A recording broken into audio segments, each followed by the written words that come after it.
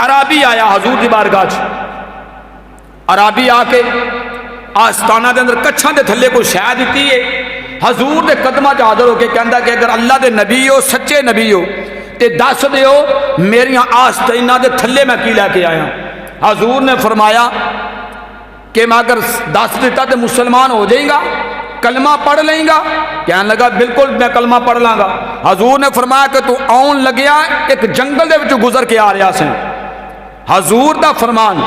کہ تو جنگل دے وچوں گزر کے آ رہا سے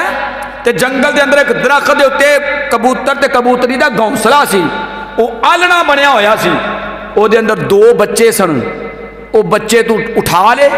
جدو تو بچے اٹھائے تو انہاں دی ماں بھی فوراً پہنچ آئی تے بچیاں دی ماں دی مامتا جدو تڑپی نا تے بچیاں دی جدائی دی وجہ نال انہاں نو حاصل کرن دی خاطر تیرے اوتے ڈگ پئی، یعنی بچیاں دے اوتے ڈگ پئی، لمیا پہ گئی تے تو دی ماں نو بھی جکڑ لیا، او دی ماں نو بھی قابو کر لیا۔ اس وقت تیری آستین دے اندر دو کبوتری دے بچے نے تے ایک انہاں دی ماں کبوتری ہے۔ کہنے لگا یا رسول اللہ صلی اللہ علیہ وسلم اوتھے یا میں جاننا سا یا میرا رب پیادا جاندا سی یا دیکھدا سی، اگر تساں یہ سچی خبر دے چھڈیے تو میں من لینا کہ تسی اللہ دے سچے نبی ہو۔ آقا نے سبحان اللہ۔ روایت جڑی میں بیان کیتی ہے میں ذمہ دار ہاں۔ کہنے لگا کہ تسی اوتھے موجود نہیں سی، اللہ پیا ویکھدا سی یا مینوں پتا سی تانوں اگر اینی خبر مل گئی ہے تے پھر میں تواڈے تے ایمان لیانا، میں مان لینا کہ تسی اللہ دے سچے نبی ہو۔ میدان بدر دا تسی واقعہ سنیا ہوئے گا۔ میدان بدر دے اندر اللہ تبارک و تعالی دے محبوب 313 ساتھیاں دے نال ہزاراں دی تعداد دے مقابلے دے اندر میدان بدر دے مقام تے جنگ لڑن جاندے نے۔ حضور علیہ السلام نے لائناں بنا دیتیاں اپنے غلاماں دی، اپنے صحابہ دی لائناں تے قطاراں بنا کے، تے جدو جنگ شروع ہون لگی نا تو آپ نے اس نقشے نو کھینچیا۔ حضور علیہ السلام میدان بدر دے ہر مقام تے چل کے نا تو آپ دے ہاتھ اندر چھڑی مبارک سی، حضور نے اپنی چھڑی مبارک دے نال نشان لائے، فلاں کافر ایتھے قتل ہوئے گا، فلاں کافر دا لاشا ایتھے ڈگے گا۔ آلے جنگ شروع نہیں ہوئی، آلے میدان پخیا نہیں، جنگ تو پہلا میرے تیرے لجپال نبی تے غائب دا نبی میدان بدر دے سارے نقشے نو پہ بیان کر دینے۔ حضور نے فرمایا فلاں کافر فلاں فلاں فلاں جگہ تے قتل ہوئے گا تے لاشے ڈگن گے۔ رب کعبہ دی قسمیں روایات اندر ہوندا ہے کہ جتھے جتھے حضور نے چھڑی مبارک دا نشان لگایا سی ایک بھی مقتول اس جگہ تو متجاوز نہیں ہویا، اس تو ایک ذرہ برابر بھی سائڈ تے نہیں ڈگیا۔ جتھے چھڑی لگی ہوئی سی، جتھے جتھے نشان لگیا سی اوتھے اوتھے ہی کافرہ دے لاشے ڈگے نے۔ پتہ اے چلیا پھر مننا اے پوے گا نبی ہوندا ہی ہوے جڑا غیب دیاں خبراں رکھن والا ہوندا ہے۔ نبی آخر ہی اسنوں نے نبی دا معنی یہ ہے کہ جڑا غیب دیاں خبراں رکھدا ہے۔ اچھا میں کہا میرے کائنات رحمت نبی نے میدان بدر حالے لگیا نہیں تے میدان بدر دی جنگ لگن تو پہلا جڑی نشاندہی کیتی ہے اور جنگ شروع ہون تو پہلا قتل ہون تو پہلا انہاں مقتولہ دی جڑی جگہ دی نشاندہی کیتی ہے، پھر این اسے مقام تے لاشے ڈگے نے۔ میں نو دس کے اس نو علم غیب نہیں آخدے تے اور کی آخدے نے؟ اس تو علاوہ کیڑا فارمولہ جس نو علم غیب آکھیا جائے؟ آؤ میرے نبی پاک دے غلاموں، آؤ جامعہ مسجد فاروق اعظم کی پڑاڑ دی مسجدی رونق بنن والے ہو، جمعہ ادا کرن والے ہو۔ قرآن اپنی جگہ سچا ہے، حدیث اپنی جگہ سچی ہے، لیکن کچھ عقلی دلیل بھی ہوندیاں نے۔ قرآن اپنی جگہ دلیل پیش کرتا ہے اور حدیث مصطفیٰ اپنی جگہ دلیل پیش کر دیئے۔ اللہ رب العزت ذات نے میرے اور آپ دے کائنات رحمت نبی صلی اللہ علیہ وسلم نو تمام دنیا تو اعلیٰ تے عرفہ عقل مبارک عطا فرمائی۔ آپ جتھے کافر قرآن پاک دی آیات مقدسہ دی انکاری کر چھڑ دے سن اور اس دلیل نو نہیں من دے، میرے لجپال نبی عقل مبارک دے نال دلیلہ دے کے انہوں نے مسلمان کر دے جاندے سن۔ ہر بندے نو پتہ ہے مرگی اسی مرگی دے تھلے انڈے رکھنے ہیں تے اے انڈے رکھن دا مقصد اے ہوندا ہے ہن اینو کوئی مذاق نہ سمجھ لوے تے اے نہ کوئی آکھے کہ جی ناب جی اے دنیا دی دلیل ہے۔ دنیا دی دلیل نہیں، میں جدو گل مکمل کراں گا تانوں پتہ لگے گا کہ عقل دی دلیل بھی بڑی اعلیٰ تے عرفہ ہوندی ہے۔ مرغی دے تھلے انڈے رکھے جاندے نے کہ 21 دیہاڑیاں تو بعد بچے کٹ دیے 21 دن بیٹھ کے رب کی قدرت رب کا نظام ہے اللہ نے انہوں نے عقل فراست اتنی سمجھ عطا فرمائی ہے اس مرغی نو 21 دنوں تو بعد وہ انڈے چوں بچے نکلتے ہیں تسی سارے سیانے بیٹھے ہو صفے اول تے بیٹھے ہو مینوں دسو کہ اج تک کسے مرغی نے کسے ایسے انڈے نو توڑیا ہوئے جس انڈے دے اندر بچہ نہ ہوئے تے گندا انڈا ہوئے کسے گندے انڈے نو اس مرغی نے توڑیا ہوئے میری زندگی دے اندر میرے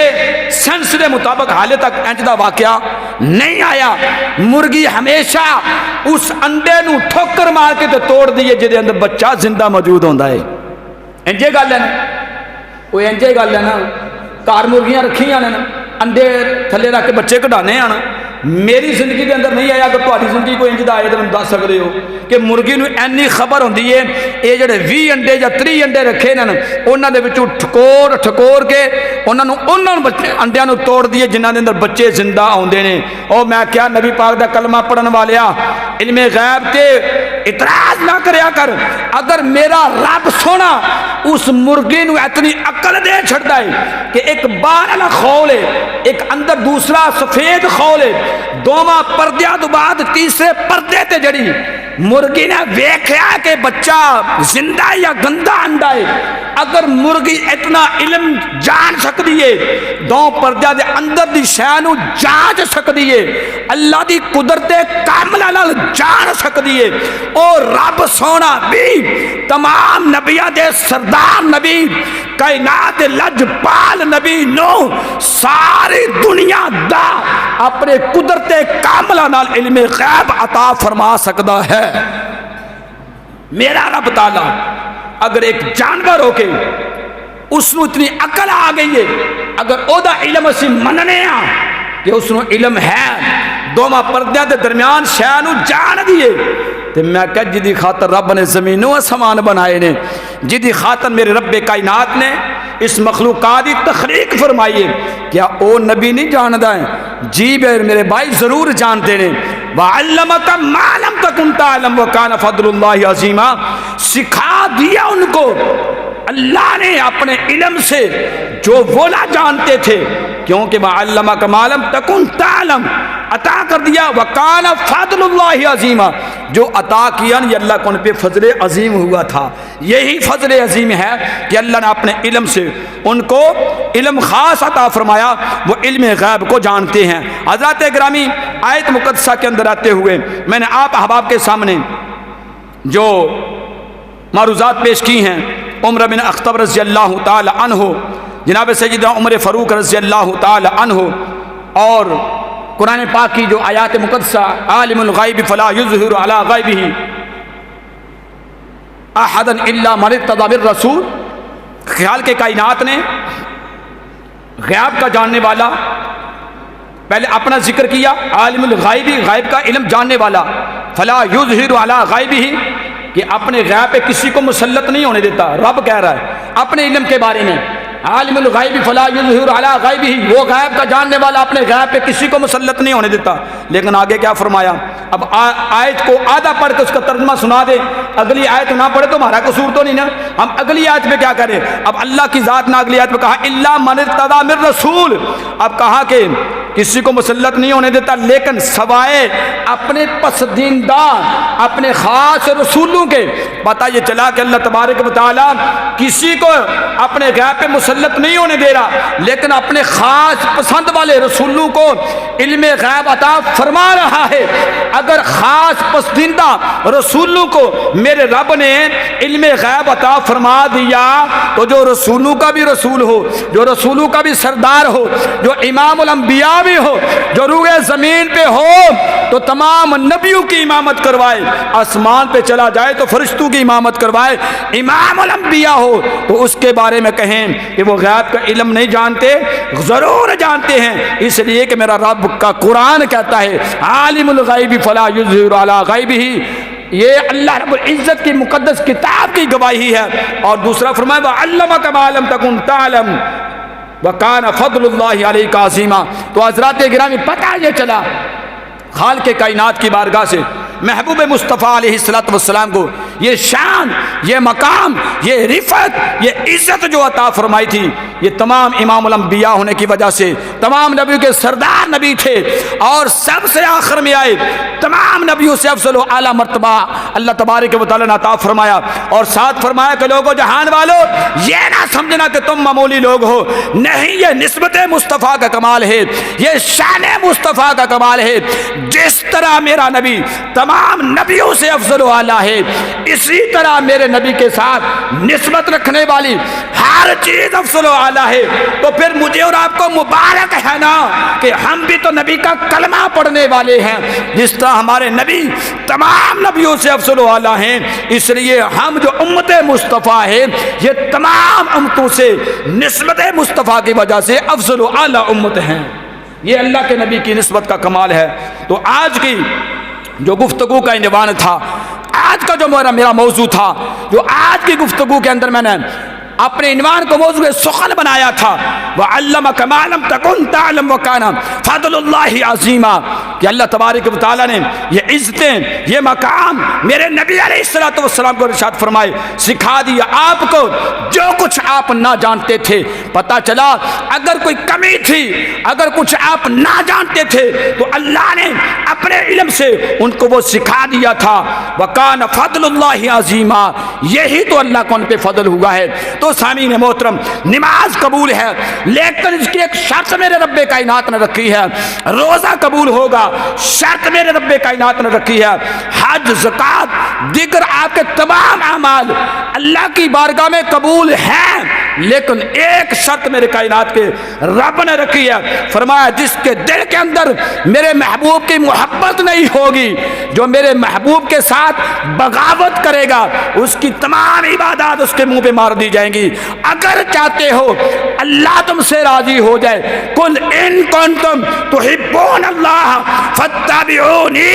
یحببکم اللہ، فرمایا کہ اگر تم چاہتے ہو اللہ تم سے محبت کرے، اگر تم چاہتے ہو اللہ کی معرفت نصیب ہو جائے، اگر چاہتے ہو رب تم سے پیار کرنا شروع کر دے، تو رب کائنات نے مجھے اور آپ کو طریقہ بتا دیا، فرمایا کہ فاتبعونی یحببکم اللہ، پھر اللہ تم سے محبت کرے گا جو میرے محبت کے ساتھ میرے محبوب مصطفیٰ، میرے زلفاں والے نبی، میرے علم نشرہ کے سینے والے نبی، میرے والضحیٰ کے چہرے والے نبی سے جو پیار کرے گا اللہ اس سے پیار کرنا شروع کر دے گا۔ اب اللہ کی ذات نے طریقہ بھی بتا دیا، اللہ کی ذات نے ہمیں واضح طور پہ اعلان کر کے بتا دیا، تم چاہتے ہو کہ اللہ ہم سے راضی ہو جائے، راضی ہوگا، لیکن شرط میں نے محبوب مصطفیٰ کی رکھی ہے، اگر چاہتے ہو تمہارے گناہ ختم ہو جائے، اگر تم چاہتے ہو کہ ہمارے گناہوں کی معافی ہو جائے، تو کیا کیا جائے؟ وَلَوْ أَنَّهُمْ إِذْ ظَلَمُوا أَنفُسَهُمْ جَاءُوكَ فَاسْتَغْفِرُوا اللَّهَ وَاسْتَغْفَرَ لَهُمُ الرَّسُولَ لَوَجَدَ اللَّهُ تَوَّابًا رَحِيمًا، صرف اللہ اللہ کہے جانے سے اللہ نہیں ملے گا،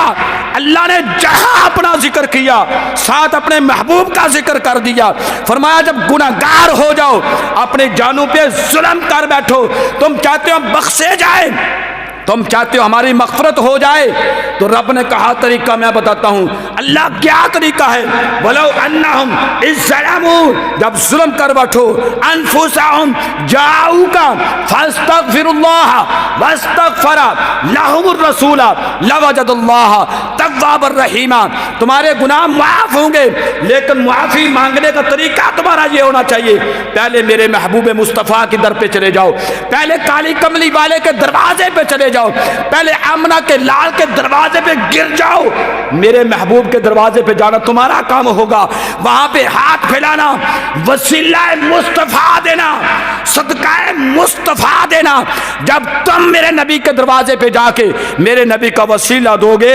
اللہ کا نبی ہاتھ پھیلائیں گے، اللہ کے محبوب اپنے دامن کو پھیلائیں گے، فرمایا اگر میرا کملی والا تمہاری بخشش کے ہاتھ پھیلائے گا، ہاتھ بعد میں اٹھیں گے، میں تمہارے پہلے گناہ معاف فرما دوں گا۔ یہ ہے کمال مصطفیٰ، یہ ہے شان مصطفیٰ۔ اس لیے کسی نے ویسے یہ شعر نہیں پڑھ دیا تھا، اللہ اللہ کہے جانے سے اللہ نہ ملے، اللہ والے ہیں جو اللہ سے ملا دیتے ہیں، ارے اگر ایک دنیا کا